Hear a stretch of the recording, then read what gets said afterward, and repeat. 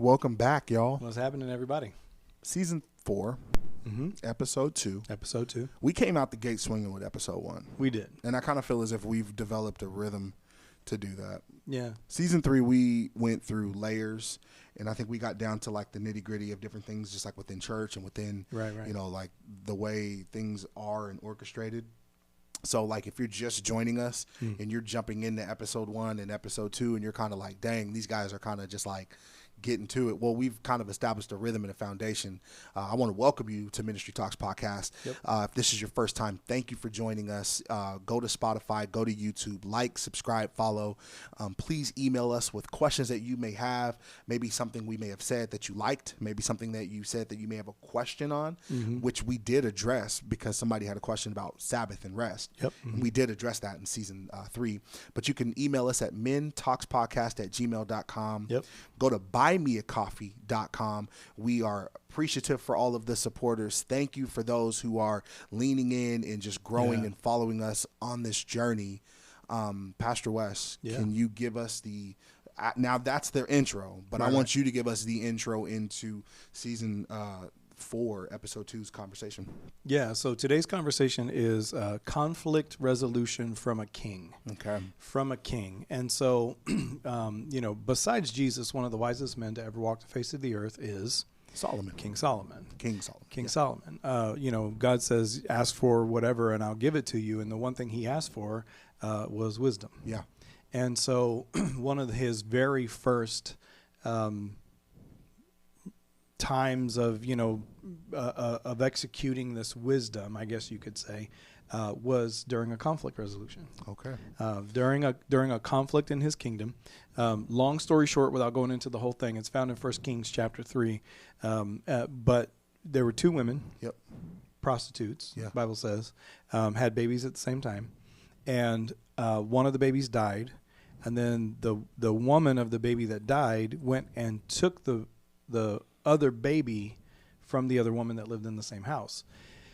And so there was a conflict, right? And so they both went to the king, and they're both claiming the alive baby. And what King Solomon does here is just wisdom. It just blows my mind, right? He showed not only conflict resolution, but he showed the heart of the people that were there. He brought a judgment from the Lord, right? And as leaders, we get to do that sometimes. We actually have to do that sometimes. We do. Is bring conflict resolution. Now, the emphasis there being a resolution, which we'll actually see from the story today too, is there was a resolution at the end, but resolutions come when hearts are like unfolded, when hearts are revealed, exposed, I guess would be a good word. And so, but as leaders, whether in church or leaders in your home or on your job, wherever, you are going to experience conflict, and or you might have to be the person to bring the resolution. So then therefore, what wisdom would we have, or what wisdom does King Solomon have that would lead us to, you know, a good conflict resolution opportunity? And so if you have yet to read the book, Crucial Conversations, very good book. We'll put a link in the show notes down at the bottom. Crucial Conversations is a very good book on how to have hard conversations, but also how to navigate important conversations for conflict resolution. It's just a good book. I think that in itself, crucial conversations, hard conversations, they're necessary. Right. And I keep hearing the word resolution. I think the key word to it is how can you resolve this conflict? Yes. So like conflict resolution from a king. Well, how can you, mom, or how can you, dad, resolve the issue in the home with your kid? Correct. Or how can you, husband, how can you, wife, resolve the conflict within maybe a communication that didn't go all the way well with your spouse? Correct. Maybe I didn't read that text message all the way from my wife. Maybe I didn't ask the right question. Maybe I went in with a preconceived idea and assumed. Maybe I just needed a sandwich and a nap. And sometimes that's just it for me. Sometimes I'm hungry and I don't think straight when I'm super hungry. And so I will take something that my honey says that is completely innocent and I'll be like, what'd you say to me? Now I know you've heard this. I know you've heard this within 25 years of marriage. Heather's just been telling me this. And, I got offended the first couple times I heard her say it. Mm-hmm. But then when something happened and then she said, see, this is what I mean. I'm like, yeah, no, you know what? Yeah, you're right. Yeah, what she's been telling me is like, Isaiah, you're just not paying attention. You're not hearing what I'm saying. Mm-hmm. I was sharp as a tack when we got together. Like I was on my P's and Q's. I could do this. I could do that. Well, now I've gotten older. Mm-hmm.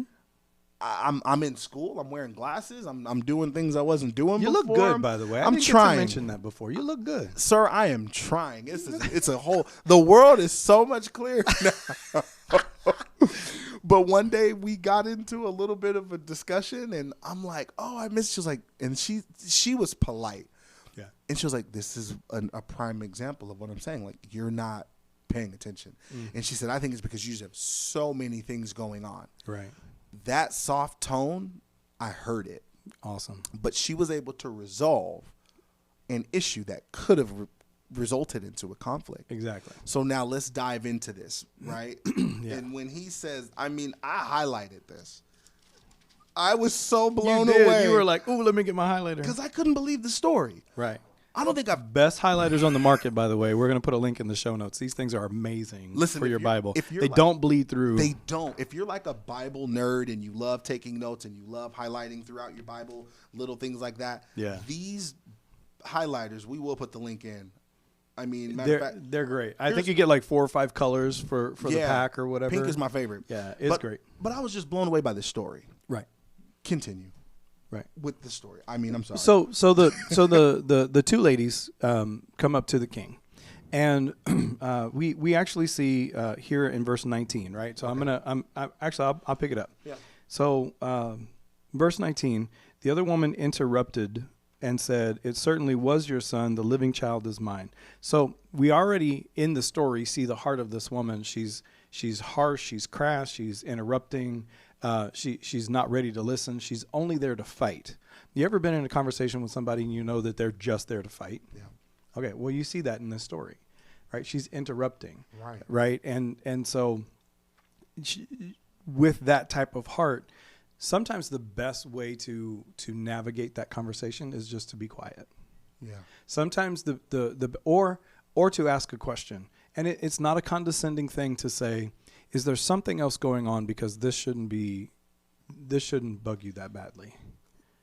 Okay, what did you say in episode 1? What did you just say? Because we talked about when normalization or when normalizing becomes desensitizing. Uh-huh. I asked the question, we need to ask where is this coming from? Where is this coming from? Now, when you get to the root issue, you start to realize, actually, I'm not the person you're upset with. I'm not the person you have a conflict with. Right. Maybe this is bringing up an issue of an unresolved issue that you have yet to deal with. Right. Let's start there. It's bringing in those emotions, and it's bringing in all of that hurt and the word that I don't really like, but it very much triggers something that's going on. And so that way, when you get triggered that way, and then, so this woman's hurting, right? Her baby died. Right. And that's no small feat. Like let's not just gloss that over. Oh, thank you for saying that. Right? Let's not gloss that over. I have a baby in heaven, right? Our best friends have a baby in heaven that actually they held in their hands. Wow. Right? So we can't dehumanize that hurt. We can't dehumanize that trauma that this woman is feeling, which is another reason why she's probably just so at it. Right. Yeah. And she's interrupting and she's just hurt. She's hurt, but she's being harsh. And so what does she do? She steals the other woman's baby. Right. And so then they're standing before the king. And here, let's see, verse 23. The king says this, let's get all the facts straight. Both of you claim that the living child is yours, and each says that the dead one belongs to the other. So bring me a sword. I paused so hard when I first read this story, and really tried to study it, right? Really tried to get into it. I paused so hard because the justice was about to be served after he got all the facts straight. After. How many times do we just jump to conclusions and we want our own justice to happen, or we want our own things to come to fruition, or you can't say that, or you didn't mean that, or you don't know all the facts. Okay, cool. So then let's pause long enough. Let's start with forgiveness. Yes. Let's start with, again, Solomon is the one who wrote this in Proverbs. Okay. A soft answer turns away wrath. No is a kind response. And no is a kind response. Y'all need to get that episode. That was a great episode. And so as a leader then, do we have all the facts before we try and dispense justice? Because here's what happens in church leadership, in household leadership, in business leadership. You got people on your side. Yeah. Right? It's human tendency to want to justify how you feel, right, or justify what you think is justice. Yeah. And so you go and you look for all of your supporters, right? That's good. That's good. And the king here goes, let me get it straight. Let me get all the facts straight first, right? And then his answer is, bring me a sword. Why did he need the sword? We see later on he needed the sword because he was about to check the heart of both of these women. And only the true mother responds. And only the true mother. Well, no, they both respond. Well, they respond differently. But they respond differently. Yeah. So, verse 25, he, Solomon, says, cut the living child in two, give half to one woman and half to the other woman. That was the king's answer because he knew that the hearts were about to be exposed. So, when we are in conflict, we have to always ask the question, what is hiding in the heart of the person with the conflict? That's where we go back to the why. We go back to the what has caused this. We go back to the root of it, because if we can't get to the root, then we're really it's just like a lot of medicine, right? A lot of medicine, we just throw medicine at the symptom without getting to the root cause. Come on. Same thing happens in Christianity. Same thing happens in leadership. Same thing happens in a bedroom between a woman and a husband and a wife. Right. And so, I mean, there was a conflict that my bride and I were just in, and I didn't understand what the root was. Right. But once I understood what the root was, now my whole tone was soft and apologetic to make sure that I wasn't just being a jerk, right, and a moron. But at the same time, I'm like, well, help me understand, like, what is the root of both your anger and our disappointment? And I want to say this because you mentioned having babies in heaven. Let's just say this woman who accidentally laid on her baby, right? Because it does say that in this story. She was asleep, laid on her baby passes away. But let's just say that the baby that she laid on was the miracle child, because how many other babies did she may have lost before that? Right. So, like, let's go there. Or let's say that maybe she heard something. I'm just trying to dive a little bit deeper. That's good. Let's say maybe she was born and maybe heard words of, I wish you were never born. Oh, yeah. You know what I mean? You just never know the story behind what's going on. Right. And I love what you're saying, we as leaders, and I love that we're reiterating, I think we will continue to reiterate in this season specifically, this is not just a church leader thing. Right. This could be your home. This can be your business. This can even be how you communicate to people just on your day-to-day life. Exactly. You never know how somebody's day is going. You don't know what you're facing. So when you're irritated with the waitress, or when you're irritated with the barista that's making your coffee, maybe you don't know the email that they may have just walked into, or maybe you don't know the news that they received that their father maybe have stage 4. I'm just throwing that out there. Right. We never know. But you and I, as believers in Christ, as Christ followers, we have an opportunity, almost an obligation, to be the love and be the hands and feet of Jesus to whoever we are with. Yes. Many times, and I know you've sat in many conversations, I am now trying to get into a space, and I've been walking in a space of just trying to understand instead of trying to be understood. Right. Because when I'm trying to be understood, that becomes argumentative. Right. When you're listening just to respond, you're not listening. If I can understand the heart of where this conversation is coming from, whether it be a team member, whether it be a coworker, whether it be you and I, whatever, when I'm learning to now understand, it helps me a lot better. Okay, I get that now. Yeah. I didn't know that. Yeah. Say that. It's okay to not know. Absolutely. That's why we say here, we don't know everything, but we'll walk with you through anything. When I know, if my wife has had a long day, I just need to not tread lightly.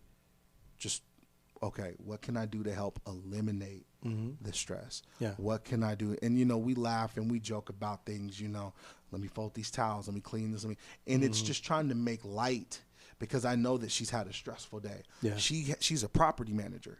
Oh, yeah. She got a lot going on there. So she's dealing with multiple conflicts. Yeah. And she's trying to resolve. And to me, what Solomon does here, and the reason why this story blew my mind, I've never heard this story preached. Right. Maybe I have and I wasn't paying attention. But to my memory, I've never heard this story preached. And to me, Solomon asks me for anything. Yeah. God says to Solomon, now that you're the king, ask me for anything. And what does he want? Wisdom. And the wisdom that he uses here, because if you continue to read on, then the woman who was the real mother of the living child and who loved him very much cried out, "Oh no, my Lord, give her the child. Please do not kill him." Now pause for just a second. The heart of the woman was, I would rather give up Yes. what I love, come on, in order that the child live, Yep. than the child die. Yep. Okay? So in conflict resolution, is there ever a moment when you're willing to give up being right? I know it. Yes. Give up being the center of attention? Come on. Give up needing your way? The validation. Give up the validation, right? Because a lot of conflict is based around those things. And you hit it right out of, you knocked it out of the park. Most people in conflict don't want to listen. They want to be heard. Right. And that's okay. But set that expectation beforehand, right? Set that precedent beforehand. That we even said that in one of our episodes a long time ago, this expectation spoken and unspoken. Yeah. Listen, set it beforehand. And that's what my bride and I do. When we talk, it's like, hey, do you need me to just listen? Or am I in solving mode? Like, because I'm a guy, I want to fix things, right? Yeah. Or do you need some help with this? Set me up. Set us up for success, not conflict. And I've learned, and I just had a conversation and we talked about this over lunch, just in regards to, how to have the conversation. And I texted you something. I said, if I respond in this way, I'm pretty sure that would be rude. You just said, yes. Rude. That was it. And I texted you back about an hour or so later. The conversation went well because my posture shifted.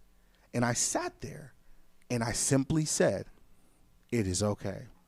You have nothing to apologize about. Matter of fact, I understand your frustration and I get why you were frustrated. And you gave up the need to be right or to be justified or to be, and that's where the wisdom of Solomon comes in to a lot of these situations. And so if you need the wisdom of Solomon, go read Proverbs. The whole thing was written by him. I mean, a Proverbs a day is great. It's the wisest book of the Bible. And I want to say this too. Right.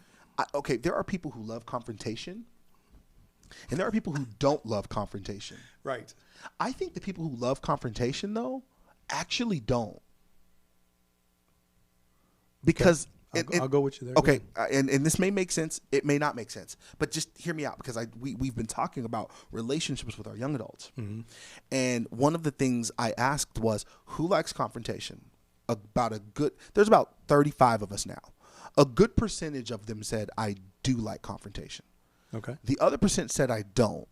The ones that I asked, why do you like confrontation? Well, sometimes things just need to be said. We need to say it. But how did you grow up? Right. I don't think you really like confrontation. I think you just want to be right and you want to be proven right. But if you can remove the ego, if you could remove the pride, the selfish ambition of I win every argument I'm in. Right. No, you're not. Then you're losing. Well, and I've always said this about marriages, and it's funny and it's cliche and blah, blah, blah, but you can either be right or you can be happy, but you can't be both. I love that. You can be right or you can be happy, but you can't be both. And why is that? Well, it's because as soon as one person is right, the other person is wrong, and you have now divided the team. And there needs to be a united front. And I would rather have a happy marriage and a happy wife and a happy home, and not happy as in, sunshine and rainbows and roses and stuff, but the peace that comes with that, than to constantly have conflict, to constantly need to be the head of the house or in my submission to the peace that we have in our home, everyone else is very submissive to the leadership of the home. Does that mean that we don't have conflict? Oh no, I have conflict because I have adult children. Oh yeah. And I use that term on purpose, adult children. Mm-hmm. And I have a 16-year-old now. Mm-hmm. And I've got a 19-year-old and I have a 4-year-old. The 4-year-old is extremely smart, understands no, yes, right, wrong. So now it's to the point where, Zoe, when I ask you to do something, do you know what it is I'm asking you? Mm-hmm. And she gives me that look. Oh, no, you know. Oh, she knows. You know. She knows. But what gets me about this is reminding myself something that you taught me 6 years ago, because I'll be celebrating 6 years of marriage. Isaiah, we set the tone and the temperature as the husbands of the house. Mm-hmm. So if I come in and I know things are hot, how can I help eliminate this? Right. How can I change the temperature in the house? How can I let me say it like this. Let me make this personal. And I know we got to conclude here soon. Yeah. How can I use my influence as the head of the household to eliminate the pressure and the tension that's in the home? That's right. I think we have to remember, leader, pastor, business owner, business leader, you and I have been given an authority. You and I have an influence, and we make impact. How are we going to utilize the influence to impact in a great way? Yeah. Because that's what Solomon did right here. Exactly. He used his influence to make an impact, to resolve a problem. Yep. That could have resorted in life or death. And it did resolve, and this is how it resolved, right? So let's go back 26, right? Oh no, give her the child, please do not kill him. The other woman, the cranky one, right? The one who's hurting, the one who is in pain, the one, she goes, all right, do it, king, cut the baby in half, then the baby will belong to neither of us. And so again, you see the heart of both people in this conflict. And so what Solomon did then in 27, he says, don't kill the child, but give it to the woman that wants to live, for she is the real mother, right? And then a part of the result of this. Now, he was the king, and he began to judge, and this was, again, one of his first dispensations of judgment. Yeah. Okay? Verse 28, when all of Israel heard the king's decision, everybody under his rule, okay? The people were in awe of the king, for they saw the wisdom that God had given him to render justice. And so from then on, people in Israel had confidence that King Solomon was going to dispense proper godly wisdom justice. They saw it. They saw it. That leads us to a question, and we'll end on the question. Do people know if they come to you, are they gaining an ally? Or are you going to actually lead them in godly wisdom? Because if you're just a justification buddy, you're not leading. I'm just going to say that. If you're just a justification buddy, you're not leading. You want to close this out? Season 4 is off to the greatest start.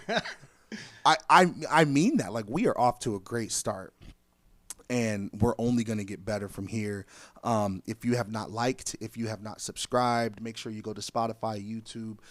Please continue to email us and give us questions. Like if you have a question on what we're talking about, maybe you agree with it, you disagree, or maybe you want more clarity on it, please email us because we would love to walk with you through that. And that's at mintalkspodcast@gmail.com. Buymeacoffee.com. Please subscribe. Make sure that you, if you like what you're hearing, continue to keep letting us know. Season 4, episode 3, The Power, what is that? The Power of Pain? The Power of Pain. God uses pain to his glory and his benefit. I'm excited about that one because I think some things are going to be discussed that are uncomfortable. Right. And we have to be okay with being uncomfortable. Well, nobody likes pain. I mean, everybody wants to be comfortable. Everybody wants to be. And so we're going to tackle that. The power of pain. There's actually power in pain to help you and I be better people, better leaders, better everything. So we don't know everything, but we're willing to walk with you through anything. We'll see you on episode 3. Peace.